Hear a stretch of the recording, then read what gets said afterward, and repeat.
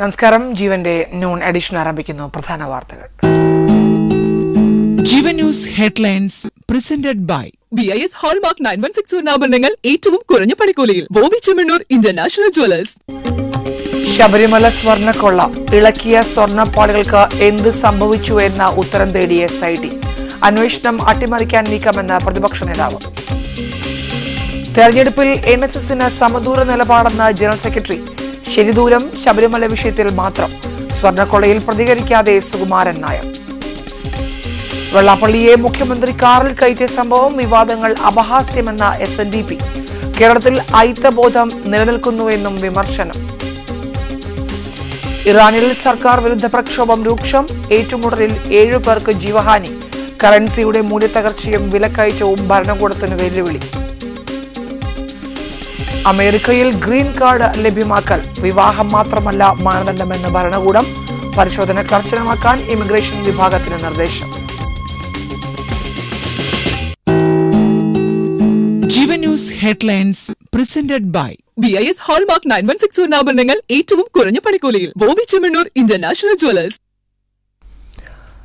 ശബരിമലയിൽ നിന്നും 2019 ഇളക്കിക്കൊണ്ടുപോയ സ്വർണ്ണപ്പാളികൾക്ക് എന്ത് സംഭവിച്ചു എന്നതിൽ അന്വേഷണം തുടങ്ങി 3 മാസത്തോടടുക്കുമ്പോഴും SITക്ക് സ്ഥിരീകരണമില്ല. പാളികളിൽ നിന്നും സ്വർണം വേർതിരിച്ചെടുത്തു വിറ്റു എന്ന സംശയത്തിലും പാളികൾ അതേപടി പുരാവസ്തു കള്ളക്കടത്ത് സംഘത്തിന് വിറ്റു എന്ന നിഗമനത്തിലുമാണ് അന്വേഷണം. ശബരിമലയിൽ നിന്നും ശേഖരിച്ച സാമ്പിളുകൾ പങ്കജ് ഭണ്ഡാരിയിൽ നിന്നും ഗോവർദ്ധനിൽ നിന്നും പിടിച്ചെടുത്ത സ്വർണവുമായി നടത്തുന്ന ശാസ്ത്രീയ പരിശോധനാ ഫലം നിർണായകമാകും. പാളികളിൽ നിന്നും രാസലായനി ഉപയോഗിച്ച് സ്വർണം വേർതിരിച്ചെടുത്താൽ പാളി രാസലായനിയിൽ നശിക്കുകയാണ് ചെയ്യുക. അങ്ങനെയെങ്കിൽ പഴയ പാളിയുടെ അളവിലുള്ള പുതിയ ചെമ്പുപാളികൾ വീണ്ടും സ്വർണം പൂശി ശബരിമലയിൽ സ്ഥാപിച്ചു എന്നാണ് SITയുടെ പ്രധാന സംശയം.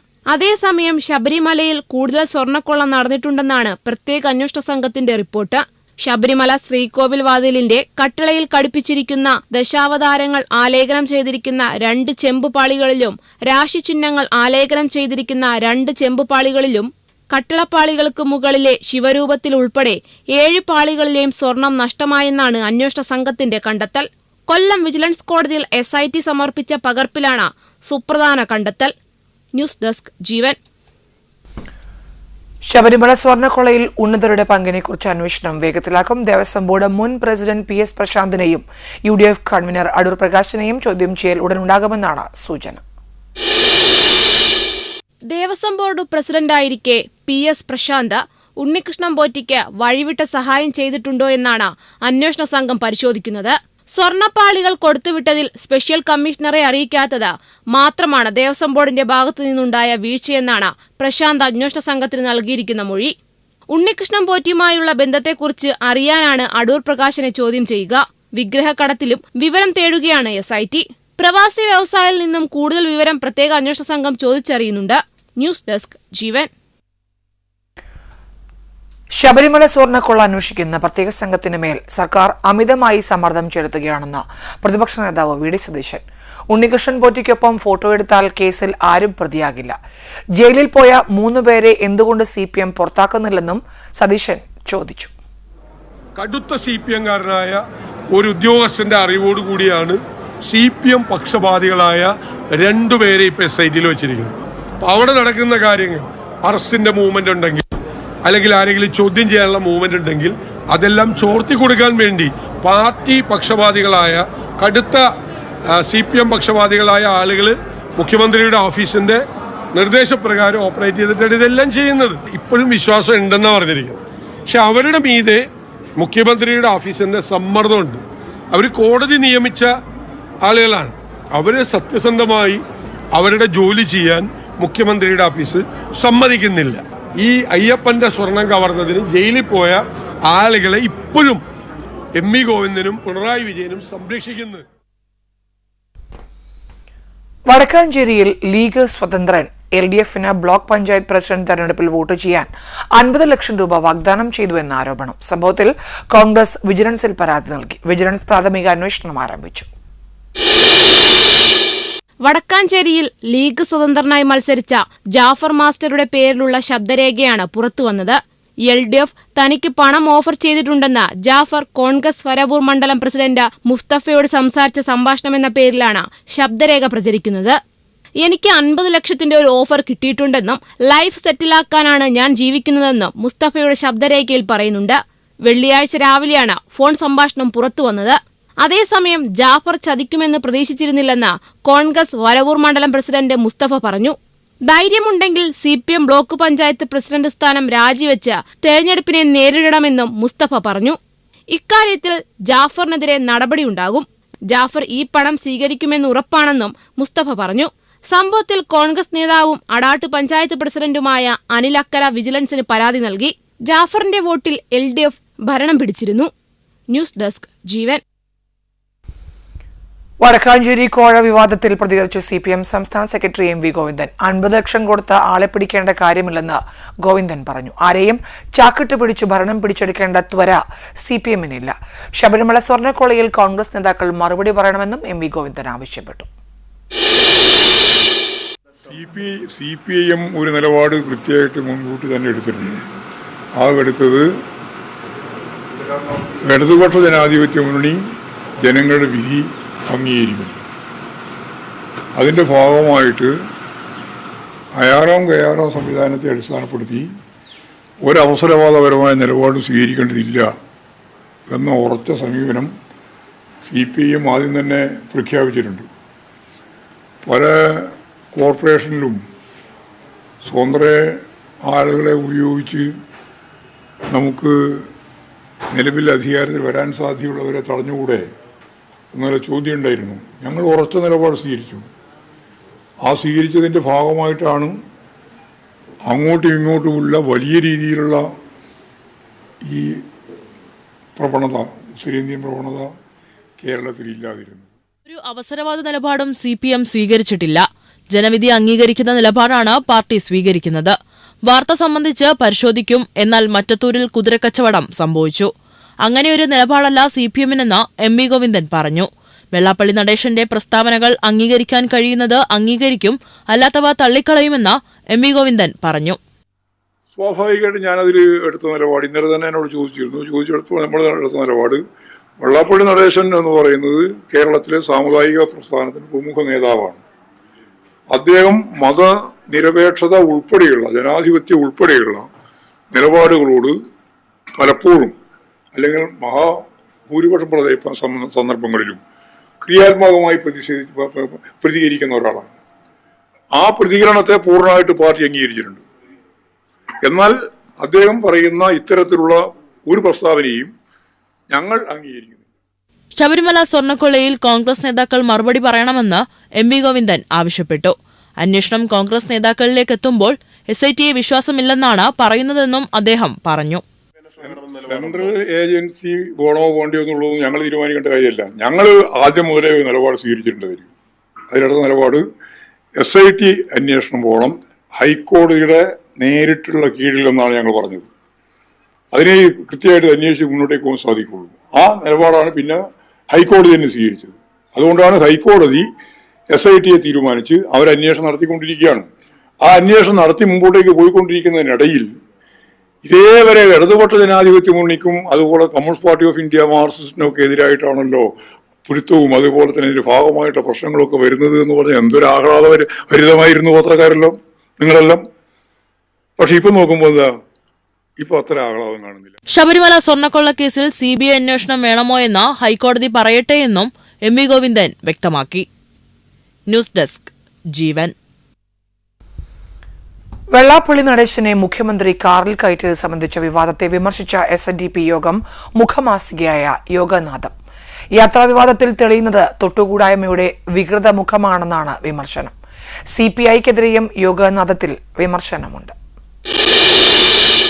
സ്വാതന്ത്ര്യം ലഭിച്ച് 78 വർഷം കഴിഞ്ഞിട്ടും അധസ്ഥിത വിഭാഗങ്ങളോടുള്ള അയിത്തം തുടരുന്നതിന്റെ തെളിവാണ് വെള്ളാപ്പള്ളി നടേശനെ മുഖ്യമന്ത്രി കാറിൽ കയറ്റിയത് സംബന്ധിച്ച അപഹാസ്യ ചർച്ചകളെന്നാണ് വിമർശനം. ഈഴവ പിന്നാക്ക വിഭാഗങ്ങളാണ് CPMന്റെയും CPIയുടെയും നട്ടല്ല. CPIയുടെ നവനേതൃത്വത്തിനിപ്പോൾ ആ ബോധമില്ലെന്നാണ് യോഗനാഥത്തിൽ വിമർശനം. ഉയർന്ന വിഭാഗത്തിൽ നിന്നുള്ള ആളോ ന്യൂനപക്ഷ വിഭാഗത്തിൽ നിന്നുള്ള ആളോ മുഖ്യമന്ത്രിയുടെ കാറിൽ കയറിയാൽ ഇത്തരത്തിൽ ചർച്ചകൾ നടക്കുകയില്ലെന്ന യോഗനാഥത്തിൽ പറയുന്നു.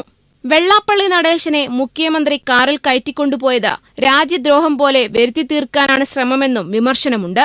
പരിഹാസങ്ങൾക്കും വിമർശനത്തിനും കാരണം പിന്നാക്കക്കാരനെ കാറിൽ കയറ്റിയതു മാത്രമാണെന്നും പിന്നാക്ക സമുദായത്തിന് ലഭിക്കുന്ന അംഗീകാരം ഉൾക്കൊള്ളാൻ സാധിക്കാത്തതിന്റെ വേദനയായി മാത്രമേ വിവാദത്തിൽ കാണുന്നുള്ളൂ എന്നും ലേഖനത്തിൽ പറയുന്നു. മുസ്ലിം ലീഗിനെയും ലേഖനത്തിൽ വിമർശിക്കുന്നുണ്ട്. അടുത്ത തെരഞ്ഞെടുപ്പിൽ UDFനെ മുന്നിൽ നിർത്തി അധികാരത്തിലേറി മതഭരണം നടപ്പാക്കാമെന്നാണ് തദ്ദേശ തെരഞ്ഞെടുപ്പ് ഫലത്തിന്റെ ബലത്തിൽ മുസ്ലിം ലീഗ് സ്വപ്നം കാണുന്നതെന്നാണ് യോഗനാഥത്തിലെ വിമർശനം. ന്യൂസ് ഡെസ്ക് ജീവൻ. മുസ്ലിം ലീഗ് ഭരണത്തിലിരുന്നപ്പോൾ സാമൂഹ്യനീതി നടപ്പിലാക്കിയിരുന്നോ എന്ന SNDP യോഗം ജനറൽ സെക്രട്ടറി വെള്ളാപ്പള്ളി നടേശൻ. മുസ്ലിങ്ങളെ ആകെ ഈഴവർക്കെതിരെ തിരിക്കാനാണ് ശ്രമം. ദുഷ്ടലാക്കോടെയാണ് ലീഗ് പ്രവർത്തിക്കുന്നത്. CPI നിലപാട് മുന്നണിയിൽ അനൈക്യം എന്ന തോന്നലുണ്ടാക്കി. ശബരിമല സ്വർണ്ണക്കൊള്ളയിൽ ഉപ്പു തിന്നവൻ വെള്ളം കുടിക്കട്ടെ എന്നും വെള്ളാപ്പള്ളി പറഞ്ഞു. ആനുകൂല്യങ്ങൾ നൽകിയിട്ടുള്ളത് ആരാണ് ചോദിച്ചാൽ R. ശങ്കറാണ്. കോൺഗ്രസിന്റെ ഭരണകാലത്ത് ആ മഹാനെ R. ശങ്കർ വിദ്യാഭ്യാസ മന്ത്രി മുഖ്യമന്ത്രിയായിരുന്ന കാലത്താണ്. അതിനുശേഷം ഞങ്ങൾക്ക് ആകെ കിട്ടിയിട്ടുള്ളത് ട്രസ്റ്റ് കിട്ടിയിട്ടുള്ളത് ഉമ്മൻചാണ്ടി ഇറങ്ങുന്ന സമയത്ത് പലർക്കും കൊടുത്ത കൂട്ടത്തിൽ പാമ്പനാർ ഒരു കോളേജ് തന്നിട്ടുണ്ട്. അത് മുഴുവൻ പൂർത്തീകരിച്ച് ഒപ്പിട്ട് വരുന്നതിന് മുമ്പ് അദ്ദേഹം ഭരണത്തിൽ നിന്ന് പോകേണ്ടി വന്നു. ഒന്ന് തന്നിട്ടുണ്ട്. അതേസമയത്ത് അതിനുള്ളിൽ ശങ്കറിന് ശേഷം എത്രയോ സ്ഥാപനം മറ്റുള്ളവർക്ക് എല്ലാം കൊണ്ടുപോയി. ഞങ്ങൾ എന്ത് പറഞ്ഞാൽ ആര് കേൾക്കാൻ ആര് പറയാൻ എന്ത്, കാരണം ഇത് ഈ വിവേചനമാണ് ഇപ്പോൾ ജാതി ചിന്ത ഉണ്ടാക്കുന്നത്.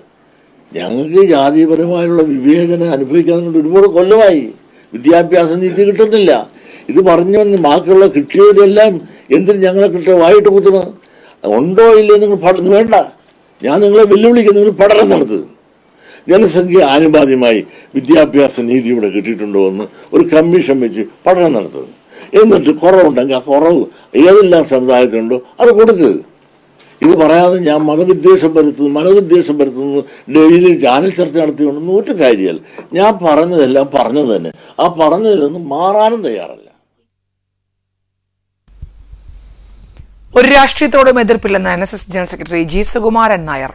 നിയമസഭാ തെരഞ്ഞെടുപ്പിൽ NSSന് സമദൂര നിലപാടായിരിക്കും. ശരിദൂരം എന്നത് ശബരിമല വിഷയത്തിൽ മാത്രമാണ്. അതിനെ രാഷ്ട്രീയമായി കൂട്ടിക്കുഴയ്ക്കേണ്ട കാര്യമില്ല. ശബരിമല സ്വർണ്ണക്കൊള്ള വിഷയത്തിൽ പ്രതികരിക്കാനില്ലെന്നും NSS ജനറൽ സെക്രട്ടറി പറഞ്ഞു. തീർച്ചയായിട്ടും അതിന് യാതൊരു സംശയവും. ശരിദൂരം ശബരിമല വിഷയത്തിൽ മാത്രമേ ഉള്ളൂ. അതിനെ രാഷ്ട്രീയമായിട്ട് കുഴയ്ക്കേണ്ട കാര്യമില്ല. ആ കാര്യത്തിൽ നമ്മളൊരു ശരിദൂരം ഉണ്ട്. ബാക്കി എല്ലാ കാര്യങ്ങളിലും സമദൂരം തന്നെയാണ്. കർണാടകയിലെ ബെല്ലാരിയിൽ MLA-മാരുടെ അനുയായികൾ തമ്മിലുണ്ടായ സംഘർഷത്തിൽ കോൺഗ്രസ് പ്രവർത്തകൻ കൊല്ലപ്പെട്ടു. പ്രദേശത്തെ വാൽമീകി പ്രതിമ അനാച്ഛാദനം ചെയ്യുന്നതിന് മുന്നോടിയായി ബാനറുകൾ സ്ഥാപിക്കുന്നതുമായി ബന്ധപ്പെട്ട തർക്കമാണ് സംഘർഷത്തിൽ കലാശിച്ചത്. കോൺഗ്രസ് MLA ഭാരത് റെഡ്ഡിയുടെ അനുയായികളും കല്യാണരാജ്യ പ്രഗതിപക്ഷ MLA ജനാർദ്ദന റെഡ്ഡിയുടെയും അനുയായികളും തമ്മിലാണ് സംഘർഷമുണ്ടായത്. അക്രമത്തിൽ കോൺഗ്രസ് പ്രവർത്തകനായ രാജശേഖർ എന്നയാളാണ് കൊല്ലപ്പെട്ടത്.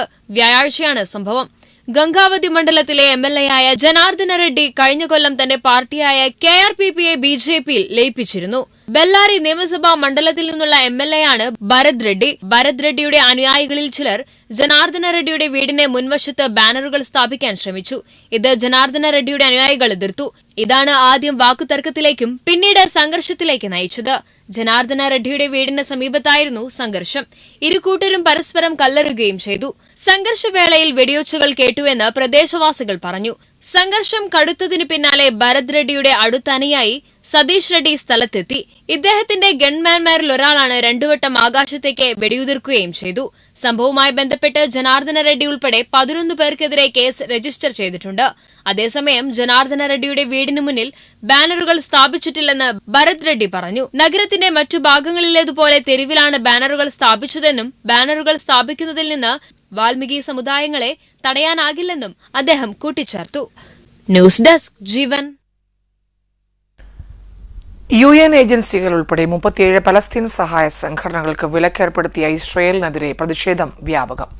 ഗാസയിൽ സ്ഥിതി ആപൽക്കരമാകുമെന്ന് മനുഷ്യാവകാശ സംഘടനകൾ ആശങ്ക അറിയിച്ചു. ഇസ്രയേലിനുമേൽ ആയുധോപരോധം വേണമെന്ന യൂറോപ്യൻ യൂണിയനോട് വേൾഡ് കൌൺസിൽ ഓഫ് ചർച്ചസ് ആവശ്യപ്പെട്ടു.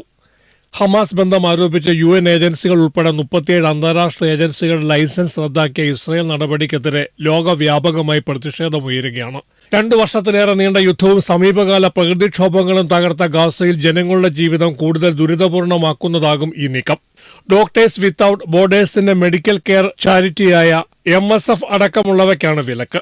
UN ചാർട്ടറിന് വിരുദ്ധമായ തീരുമാനമാണിതെന്നും ഗാസയിലെ മാനുഷിക പ്രതിസന്ധി ഇതോടെ കൂടുതൽ തീവ്രമാകുമെന്നും ആംനസ്റ്റി ഉൾപ്പെടെ അന്താരാഷ്ട്ര മനുഷ്യാവകാശ സംഘടനകൾ കുറ്റപ്പെടുത്തി.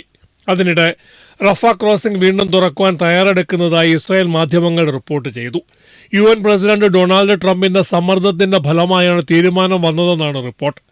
ഗാസയിലെ പാലസ്തീനികളെ സംബന്ധിച്ചിടത്തോളം പുറം ലോകവുമായുള്ള ഏകബന്ധമാണ് റഫ ക്രോസിംഗ്. ഖാൻ യൂനിസിലും മറ്റും ഇസ്രായേൽ ആക്രമണത്തിൽ 2 പേർ കൊല്ലപ്പെട്ടു. ഇതോടെ വെടിനിർത്തൽ ലംഘിച്ചുള്ള ആക്രമണങ്ങളിൽ കൊല്ലപ്പെട്ട പാലസ്തീൻകാരുടെ എണ്ണം 415 അതിശൈത്യം കാരണം ഒരു കുഞ്ഞും മരിച്ചതായി അധികൃതർ അറിയിച്ചു. ഇസ്രായേലിനെതിരെ ഉപരോധങ്ങളും ആയുധ ഉപരോധവും ഏർപ്പെടുത്താൻ World Council of Churches European യൂണിയനോട് ആവശ്യപ്പെട്ടു. News desk Jeevan. ഇറാനിൽ സർക്കാർ വിരുദ്ധ പ്രക്ഷോഭത്തിന് പിന്നാലെ ഉണ്ടായ ഏറ്റുമുട്ടലിൽ മരിച്ചവരുടെ എണ്ണം 7 നിരവധി പേർക്ക് പരിക്കേറ്റു. പ്രതിഷേധം അടിച്ചമർത്താൻ സുരക്ഷാ സേന വ്യാപകമായി ശ്രമിച്ചതോടെയാണ് മരണസംഖ്യ ഉയർന്നത്. ഇറാനിയൻ കറൻസിയുടെ മൂല്യത്തകർച്ച, വിലക്കയറ്റം എന്നിവയാണ് പ്രതിഷേധങ്ങൾക്ക് കാരണം. ഡിസംബർ 28-നാണ് പ്രതിഷേധം ആരംഭിച്ചത്. കഴിഞ്ഞ 1 വർഷത്തോളമായി ഇറാൻ കറൻസിയുടെ മൂല്യം ഗണ്യമായി കുറയുകയാണ്. ഇറക്കുമതി ചിലവുകൾ വർദ്ധിപ്പിച്ചതിന് പിന്നാലെ പണപ്പെരുപ്പം വർദ്ധിക്കുകയുമായിരുന്നു. നിലവിൽ 40% മേലെയാണ് ഇറാനിലെ പണപ്പെരുപ്പം. ആണവ പദ്ധതിക്കെതിരായ അമേരിക്കൻ ഉപരോധവും പാശ്ചാത്യ രാജ്യങ്ങൾ ഏർപ്പെടുത്തിയ ഉപരോധവും പ്രാദേശിക സംഘർഷങ്ങളുമെല്ലാം ഇറാനിൽ സാമ്പത്തിക പ്രതിസന്ധി രൂക്ഷമാക്കിയിരിക്കുകയാണ്. ഇറാനിലെ ഏറ്റവും പ്രശസ്തമായ മൊബൈൽ ഫോൺ ബസാറിൽ നിന്നാണ് പ്രതിഷേധങ്ങൾ ആരംഭിച്ചത്. വ്യാപാരികളാണ് ആദ്യം പ്രതിഷേധം ആരംഭിച്ചത്. വിദ്യാർത്ഥികൾ പിന്തുണച്ചതോടെ പ്രതിഷേധം രാജ്യമാകെ വ്യാപിക്കുകയായിരുന്നു. ഇറാനിലെ തെക്കൻ നഗരമായ ഫസയിൽ വ്യാപക പ്രതിഷേധമാണ് ഉണ്ടായത്. പ്രവിശ്യ ഗവർണറുടെ ഓഫീസ് കഴിഞ്ഞ ദിവസം ആക്രമിക്കപ്പെട്ടിരുന്നു. പ്രതിഷേധങ്ങൾ ശക്തമായതോടെ ഇറാൻ സെൻട്രൽ ബാങ്ക് മേധാവി മുഹമ്മദ് റസ ഫാർസിൻ രാജിവെച്ചിരുന്നു.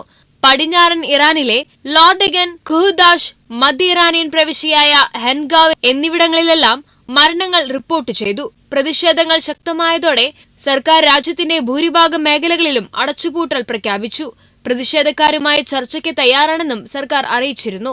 ട്രേഡ് യൂണിയൻ പ്രതിനിധികളുമായും വ്യാപാരികളുമായും നേരിട്ട് ചർച്ച നടത്തുമെന്നാണ് സർക്കാർ വക്താവ് ഫാത്തിമ മൊഹജറാനി പറഞ്ഞത്. ന്യൂസ് ഡെസ്ക് ജീവൻ. അമേരിക്കൻ പൌരത്വത്തിലേക്കുള്ള പ്രധാന ചവിട്ടുപടിയായി കണക്കാക്കപ്പെടുന്ന ഗ്രീൻ കാർഡ് അഥവാ സ്ഥിരതാമസത്തിനുള്ള അനുമതിയിലും കടുത്ത തീരുമാനങ്ങളിലേക്ക് കടന്ന ട്രംപ് ഭരണകൂടം. ഇനി വിവാഹത്തിലൂടെ മാത്രം എളുപ്പത്തിൽ ഗ്രീൻ കാർഡ് ലഭിക്കില്ലെന്ന് ഇമിഗ്രേഷൻ വിദഗ്ധർ മുന്നറിയിപ്പ് നൽകി. US പൗരനെയോ പൗരയെയോ വിവാഹം കഴിക്കുന്നത് ഗ്രീൻ കാർഡിന് അപേക്ഷിക്കാനുള്ള അർഹത നൽകുന്നുണ്ടെങ്കിലും അത് ലഭിക്കുമെന്ന് ഇനി യാതൊരു ഉറപ്പുമില്ലെന്ന് പ്രമുഖ ഇമിഗ്രേഷൻ അറ്റോർണി ബ്രാഡ് ബേൺസ്റ്റീൻ വ്യക്തമാക്കി. കുടിയേറ്റ ആനുകൂല്യങ്ങൾക്കായി മാത്രമുള്ള വിവാഹങ്ങൾ തടയാൻ ട്രംപ് ഭരണകൂടം കർശന നിയന്ത്രണങ്ങൾ ഏർപ്പെടുത്തുന്നതിന്റെ ഭാഗമായാണിത്. വിവാഹത്തെ അടിസ്ഥാനമാക്കിയുള്ള ഗ്രീൻ കാർഡ് അപേക്ഷകളിൽ ഇമിഗ്രേഷൻ ഉദ്യോഗസ്ഥർ അതീവ ജാഗ്രതയോടെയുള്ള പരിശോധനകളായിരിക്കും ഇനി നടത്തുക.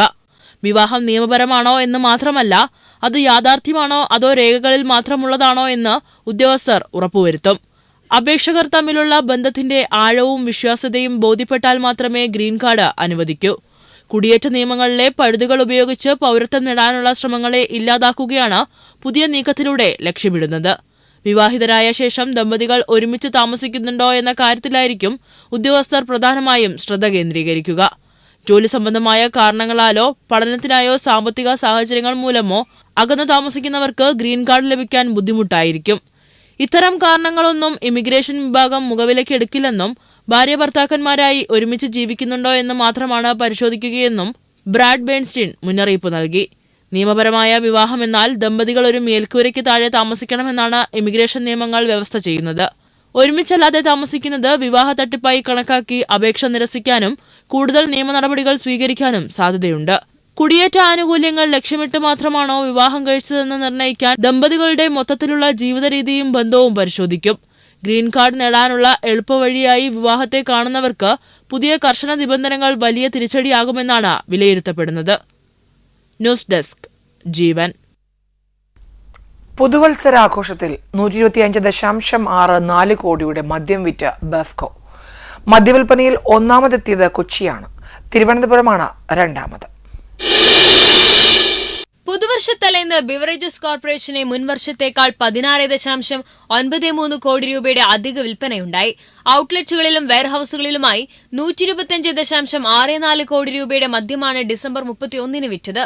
2024 ഡിസംബർ 31 വിൽപ്പന 108.71 കോടിയുടേതായിരുന്നു. കടവന്ത്ര ഔട്ട്ലെറ്റ് 1.17 കോടിയുടെ മദ്യം വിറ്റു. രണ്ടാം സ്ഥാനത്ത് പാലാരിവട്ടവും മൂന്നാം സ്ഥാനത്ത് എടപ്പാളുമാണ്. 4.61 ലക്ഷം രൂപയുടെ കച്ചവടവുമായി തൊടുപുഴ കഞ്ഞിക്കുഴി ഔട്ട്ലെറ്റ് ഏറ്റവും പിന്നിലായി. വിദേശ മദ്യവും ബിയറും വൈനുമായി 2.07 ലക്ഷം കേസാണ് ഈ ഡിസംബർ 31 വിറ്റുപോയത്. കഴിഞ്ഞ ഡിസംബർ 31 ഇത് 1.84 ലക്ഷം കേസായിരുന്നു വിൽപ്പന. ഈ സാമ്പത്തിക വർഷം ഇതുവരെ 15,717.88 കോടി രൂപയുടെ മദ്യമാണ് ബെവ്കോ വിറ്റത്. കഴിഞ്ഞ സാമ്പത്തിക വർഷം ഡിസംബർ 31 വരെ 14,765.09 കോടി രൂപയുടേതായിരുന്നു വിൽപ്പന. ന്യൂസ് ഡെസ്ക് ജീവൻ. റെയിൽവേ സ്റ്റേഷനുകളുടെ 500 മീറ്റർ ദൂരപരിധിയിൽ നിന്നും ബെഫ്കോ ഔട്ട്ലെറ്റുകൾ മാറ്റണമെന്ന റെയിൽവേയുടെ ആവശ്യം തള്ളി ബിവറേജസ് കോർപ്പറേഷൻ. മദ്യപർ റെയിൽവേ പരിസരത്ത് കയറുന്നത് തടയേണ്ടത് റെയിൽവേ ആണെന്ന് ബെഫ്കോ വ്യക്തമാക്കി. സ്റ്റേഷൻ പരിസരത്ത് ബെവ്കോ ഔട്ട്ലെറ്റുകൾ ഉള്ളതിനാലാണ് മദ്യപർ വ്യാപകമായി ട്രെയിനിൽ കയറുന്നതെന്നും 17 ബെവ്കോ ഔട്ട്ലെറ്റുകൾ മാറ്റണമെന്നായിരുന്നു റെയിൽവേയുടെ ആവശ്യം. എന്നാൽ ഈ വാദം അംഗീകരിക്കാൻ ബെവ്കോ തയ്യാറായില്ല. യാത്രക്കാർ ട്രെയിനിൽ മദ്യപിച്ച് അക്രമമുണ്ടാക്കുന്നതിനെതിരെയാണ് ബിവറേജസ് കോർപ്പറേഷനെ റെയിൽവേ കത്തയച്ചത്. വർക്കലയിൽ പെൺകുട്ടിയെ ട്രെയിനിൽ നിന്ന് മദ്യപൻ തള്ളിയിട്ട സംഭവം ചൂണ്ടിക്കാട്ടിയായിരുന്നു തിരുവനന്തപുരം മുതൽ തൃശൂർ വരെ അധികാര പരിധിയുള്ള റെയിൽവേ തിരുവനന്തപുരം ഡിവിഷൻ ഓഫീസിൽ നിന്നാണ് ബെവ്കോയ്ക്ക് കത്ത് നൽകിയത്. ന്യൂസ് ഡെസ്ക് ജീവൻ. മന്ത്രിമാർ രാഷ്ട്രീയ പ്രതികരണങ്ങൾക്ക് തയ്യാറാകണമെന്ന് CPM സംസ്ഥാന കമ്മിറ്റി. സർക്കാരിനും മുന്നണിക്കുമെതിരെ വരുന്ന വിഷയങ്ങളിൽ രാഷ്ട്രീയ പ്രതിരോധം തീർക്കാൻ മന്ത്രിമാർ മുന്നിട്ടിറങ്ങണമെന്നാണ് സംസ്ഥാന കമ്മിറ്റിയുടെ നിർദ്ദേശം. സർക്കാരിനെ രാഷ്ട്രീയമായി പ്രതിരോധിക്കാനുള്ള ബാധ്യത മന്ത്രിമാർക്കുണ്ടെന്ന് യോഗത്തിൽ CPM സംസ്ഥാന സെക്രട്ടറി MB ഗോവിന്ദൻ വ്യക്തമാക്കി. മന്ത്രിമാർ വകുപ്പുകളിൽ മാത്രം ഒതുങ്ങുന്നുവെന്ന സംസ്ഥാന സമിതിയിൽ വിമർശനമുയർന്നിരുന്നു. ഇതേ തുടർന്നാണ് നേതൃത്വത്തിന്റെ നിർദ്ദേശം പാലിച്ച് മന്ത്രിമാർ പ്രതികരിച്ചു തുടങ്ങി. മുഖ്യമന്ത്രി എല്ലാ ആഴ്ചയിലും മാധ്യമങ്ങളെ കാണാനും തീരുമാനമുണ്ട്. കൊല്ലത്ത് CPM സംസ്ഥാന സമ്മേളനത്തിലടക്കം വിഷയത്തിൽ വിമർശനമുയർന്നിരുന്നു. സംസ്ഥാന സെക്രട്ടേറിയറ്റിലും സമാനമായ വിമർശനങ്ങൾ ഉയർന്നു. തദ്ദേശ തെരഞ്ഞെടുപ്പിന്റെ ഫലം അവലോകനം ചെയ്യാൻ ചേർന്ന CPM സംസ്ഥാന സമിതിയിൽ ഈ വിമർശനം അല്പം കൂടി രൂക്ഷമായ തോതിൽ ഉയർന്നു. പല അംഗങ്ങളും മന്ത്രിമാരുടെ നടപടിയെ രൂക്ഷമായി വിമർശിച്ചു. തുടർന്ന് ചർച്ചയ്ക്ക് മറുപടി പറയുമ്പോഴാണ് സംസ്ഥാന സെക്രട്ടറി MB ഗോവിന്ദൻ മന്ത്രിമാർ രാഷ്ട്രീയം പറയണമെന്ന് കർശനമായ നിർദ്ദേശം നൽകിയത്. മന്ത്രിമാർക്ക് വകുപ്പുകളുടെ കാര്യത്തിൽ മാത്രം ശ്രദ്ധ കേന്ദ്രീകരിക്കാനല്ല ബാധ്യത, മുന്നണിയെയും പാർട്ടിയെയും രാഷ്ട്രീയമായി പ്രതിരോധിക്കാനുള്ള ബാധ്യത കൂടിയുണ്ടെന്നാണ് വിലയിരുത്തിയത്. എല്ലാ ആഴ്ചയും മുഖ്യമന്ത്രി മാധ്യമങ്ങളെ കണ്ട് സർക്കാരിന്റെ നേട്ടങ്ങളിലും മറ്റ് കാര്യങ്ങളിലും ശക്തമായ പ്രതികരണം അറിയിക്കാനും തീരുമാനമുണ്ട്. ന്യൂസ് ഡെസ്ക് ജീവൻ.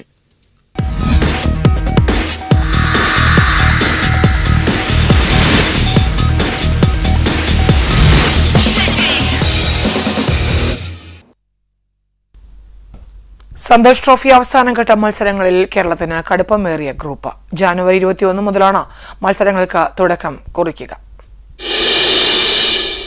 സന്തോഷ് ട്രോഫി അവസാന റൗണ്ട് മത്സരങ്ങൾക്കായുള്ള ഗ്രൂപ്പിൽ കേരളത്തിനൊപ്പം സർവീസസ്, പഞ്ചാബ്, റെയിൽവേസ്, ഒഡീഷ, മേഘാലയ ടീമുകളാണ് ഉള്ളത്. അസം ആതിഥേയത്വം വഹിക്കുന്ന ടൂർണമെന്റിന്റെ ഉദ്ഘാടന മത്സരത്തിൽ ഉത്തരാഖണ്ഡ് രാജസ്ഥാനെ നേരിടും. അതേസമയം ആദ്യ മത്സരത്തിൽ കേരളം പഞ്ചാബിനെ നേരിടും. ജനുവരി 22 രാവിലെ 9 ശിലാപതാർ ഫുട്ബോൾ സ്റ്റേഡിയത്തിലാണ് മത്സരം. ഫെബ്രുവരി 8 സന്തോഷ് ട്രോഫി ഫൈനൽ നിശ്ചയിച്ചിരിക്കുന്നത്. മത്സരക്രമം അനുസരിച്ച് 24 റെയിൽവേസും 26 ഒഡീഷയും 29 മേഘാലയയും 31 സർവീസസുമാണ് കേരളത്തിന്റെ എതിരാളികൾ. ഒരു ഗ്രൂപ്പിൽ നിന്ന് 4 ടീമുകൾ ക്വാർട്ടറിലേക്ക് യോഗ്യത നേടും. ഫെബ്രുവരി 2, 3 തീയതികളിലാണ് ക്വാർട്ടർ ഫൈനൽ മത്സരങ്ങൾ നിശ്ചയിച്ചിരിക്കുന്നത്. സെമി ഫൈനൽ ഫെബ്രുവരി 5 ഫൈനൽ 8 നിശ്ചയിച്ചിരിക്കുന്നത്. ധാകുവ ഖാനയിലും ശിലാപതൂരുമാണ് എല്ലാ മത്സരങ്ങളും. സ്പോർട്സ് ഡെസ്ക് ജീവൻ. 2026 സ്പാനിഷ് സൂപ്പർ കപ്പ് മത്സരങ്ങൾ സൗദിയിലെ ജദ്ദയിൽ ജനുവരി 7 മുതൽ 11 വരെയാണ് മത്സരങ്ങൾ.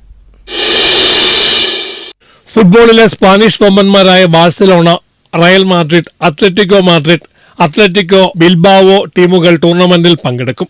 കിങ് അബ്ദുള്ള സ്പോർട്സ് സിറ്റിയിലെ അൽ ഇൻമ സ്റ്റേഡിയത്തിലാണ് മത്സരങ്ങൾ. ജനുവരി 7 ബാഴ്സയും ബിൽബാവോയും ആദ്യ സെമിയിൽ ഏറ്റുമുട്ടും. പിറ്റേ ദിവസം മാഡ്രിഡ് ഡെർബി മത്സരമാണ്. സെമിയിലെ വിജയികൾ ജനുവരി 11 ഫൈനലിൽ കൊമ്പുകോർക്കും. സ്പോർട്സ് ഡെസ്ക് ജീവൻ. പ്രധാന വാർത്തകൾ വീണ്ടും. Jeevan news headlines presented by BIS hallmark 916 സ്വർണ്ണാഭരണങ്ങൾ ഏറ്റവും കുറഞ്ഞ പണിക്കൂലിയിൽ. Boby Chemmanur international jewellers. ശബരിമല സ്വർണ്ണക്കൊള്ള ഇളക്കിയ സ്വർണ്ണപ്പാളികൾക്ക് എന്ത് സംഭവിച്ചു എന്ന ഉത്തരം തേടി SIT. അന്വേഷണം അട്ടിമറിക്കാൻ നീക്കമെന്ന് പ്രതിപക്ഷ നേതാവ്. തെരഞ്ഞെടുപ്പിൽ NSSന് സമദൂര നിലപാടെന്ന് ജനറൽ സെക്രട്ടറി. ശരിദൂരം ശബരിമല വിഷയത്തിൽ മാത്രം. സ്വർണ്ണക്കൊള്ളയിൽ പ്രതികരിക്കാതെ സുകുമാരൻ നായർ. വെള്ളാപ്പള്ളിയെ മുഖ്യമന്ത്രി കാറിൽ കയറ്റിയ സംഭവം വിവാദങ്ങൾ അപഹാസ്യമെന്ന SNDP. കേരളത്തിൽ ഐക്യബോധം നിലനിൽക്കുന്നുവെന്നും വിമർശനം. ഇറാനിൽ സർക്കാർ വിരുദ്ധ പ്രക്ഷോഭം രൂക്ഷം. ഏറ്റുമുട്ടലിൽ 7 പേർക്ക് ജീവഹാനി. കറൻസിയുടെ മൂല്യത്തകർച്ചയും വിലക്കയറ്റവും ഭരണകൂടത്തിന് വെല്ലുവിളി. അമേരിക്കയിൽ ഗ്രീൻ കാർഡ് ലഭ്യമാക്കൽ വിവാഹം മാത്രമല്ല മാനദണ്ഡമെന്ന ഭരണകൂടം. പരിശോധന കർശനമാക്കാൻ ഇമിഗ്രേഷൻ വിഭാഗത്തിന് നിർദ്ദേശം. Jeevan news headlines presented by BIS hallmark 916 സ്വർണ്ണാഭരണങ്ങൾ ഏറ്റവും കുറഞ്ഞ പണിക്കൂലിയിൽ. Boby Chemmanur international jewellers. ജീവന്റെ നോൺ എഡിഷൻ സമാപിച്ചു. നമസ്കാരം.